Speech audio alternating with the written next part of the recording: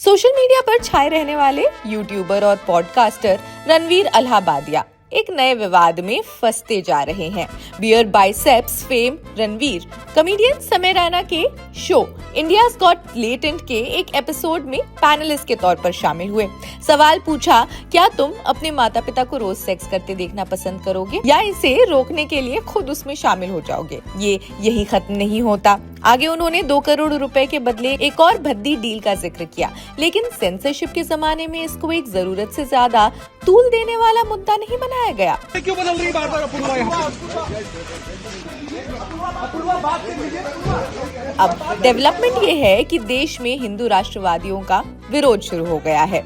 समय रैना और अलाहाबादिया के इस कंटेंट के खिलाफ हिंदू राष्ट्रवाद संगठन संस्कृति बचाओ मंच ने भोपाल में जबरदस्त विरोध प्रदर्शन किया। लोगों ने टीटी नगर पुलिस स्टेशन में जाकर उनके खिलाफ एफआईआर दर्ज करने की मांग की। इसके अलावा असम पुलिस ने भी दोनों के खिलाफ केस दर्ज कर लिया है, जिसमें अश्लील हरकतों से जुड़े आरोप शामिल है। जैसे ही ये क्लिप वायरल हुई, सोशल मीडिया पर लोगों का गुस्सा फूट पड़ा। लोग रणवीर को क्रिटिसाइज करने लगे और उनका पुराना कंटेंट भी खंगालने लगे। कोरूज नामक एक इन्फ्लुएंसर मार्केटिंग प्लेटफॉर्म के अनुसार इस विवाद के बाद रणवीर के 4153 फॉलोअर्स उनके पर्सनल अकाउंट से और 4205 फॉलोअर्स उनके बियर बाइसेप्स अकाउंट से घट चुके हैं। I personally had a lapse in judgment, wasn't cool on my part. सोचने वाली बात यह है कि पुलिस सिर्फ दबाव में आकर ही ऐसे मामलों में कार्रवाई क्यों कर रही है? क्या बिना जनता के गुस्से के प्रशासन ऐसे मामलों पर आंख मूंद कर बैठा रहता है? ये सवाल पार्लियामेंट में भी उठा। रणवीर अलाहाबादिया ये वही इंसान है जो कभी योग, ध्यान और हिंदू संस्कृति की बात करते करते ट्रांसफॉर्म हो गए। पहले डेटिंग एडवाइस देने लगे, फिर बियर बाइसेप्स के नाम पर फालतू कंटेंट बेचने लगे और अब ये इंटरनेट के दलदल में उतर चुके हैं। इसी रणवीर अलाहाबादिया को पिछले साल प्रधानमंत्री नरेंद्र मोदी ने डिसरप्टर ऑफ द ईयर का अवार्ड दिया था। इसी रणवीर को बीजेपी के कई दिग्गज मंत्री जैसे स्मृति ईरानी, नितिन गडकरी और एस जयशंकर इंटरव्यू दे चुके हैं, लेकिन क्या अब सरकार इस पर कुछ बोलेगी? मामले के तूल पकड़ने के बाद मुंबई पुलिस ने इंडियाज गॉट लेटेंट के 30 लोगों पर केस दर्ज कर लिया है। इसमें शो के आर्टिस्ट, जज, होस्ट्स और कॉन्टेस्टेंट्स सभी शामिल है। पुलिस सभी से पूछताछ करने के लिए समन जारी करेगी। साइबर सेल ने शो के 18 एपिसोड्स को हटाने की सिफारिश की, क्योंकि इसमें अश्लील और भद्दी भाषा का इस्तेमाल किया गया है।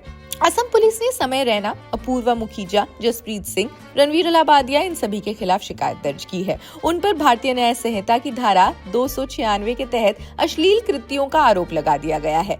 सरकार की शिकायत के बाद यूट्यूब ने विवादास्पद एपिसोड को हटा ही दिया। चलिए, इस विवाद के बाद रणवीर ने एक वीडियो जारी कर माफी मांग ली। मेरा कमेंट सिर्फ अनुचित था, बल्कि ये मजाकिया भी नहीं था। मैं कोई कॉमेडियन नहीं हूँ और मैं अपने दर्शकों को ऐसी बातें नहीं परोसना चाहता। ये मेरी गलती थी और मैं इसके लिए माफी मांगता हूँ। लेकिन रणवीर की एक पुरानी टिप्पणी अब चर्चा में आ गई है। इसमें उन्होंने कहा है, भारत में हिंदू अमेरिका के व्हाइट बॉयज की तरह है। अब इस बयान को इतिहास की समझ की कमी और टोन डेफ के अलावा कुछ कहा ही नहीं जा सकता। कानूनी पहलू अगर हम देखें तो इंटरनेट पर वल्गैरिटी पर कानून कहता है, बीएनएस की धारा 394 किसी भी अश्लील सामग्री के प्रचार, बिक्री या इलेक्ट्रॉनिक डिस्प्ले पर 2 साल तक की सजा, 5,000 रुपए जुर्माना। आईटी एक्ट 2000 की धारा 67 के अकॉर्डिंग ऑनलाइन अश्लील कंटेंट पब्लिश करने पर 3 साल की सजा और 5 लाख का जुर्माना भी होता है। भारत में अश्लील की परिभाषा और कोर्ट का नजरिया क्या है? 1957 के रॉथ बनाम यूएस केस में अमेरिकी सुप्रीम कोर्ट ने कहा कि अश्लीलता की परिभाषा तय करने के लिए समाज के समकालीन नैतिक मानकों को देखना चाहिए। भारत ने भी 2014 के अभी सरकार बनाम वेस्ट बंगाल सरकार केस में ये मानक अपनाया और फैसला दिया कि अगर किसी कंटेंट का मुख्य उद्देश्य अश्लीलता फैलाना नहीं है तो उसे अपराध नहीं माना जा सकता। क्या यूट्यूब क्रिएटर्स को कंटेंट पर ज्यादा ध्यान देना चाहिए? डिजिटल कंटेंट की सीमाएं तय होनी चाहिए? क्या विवाद से फायदा उठाने के लिए यूट्यूबर्स जानबूझकर ही ऐसा कंटेंट क्रिएट करते हैं?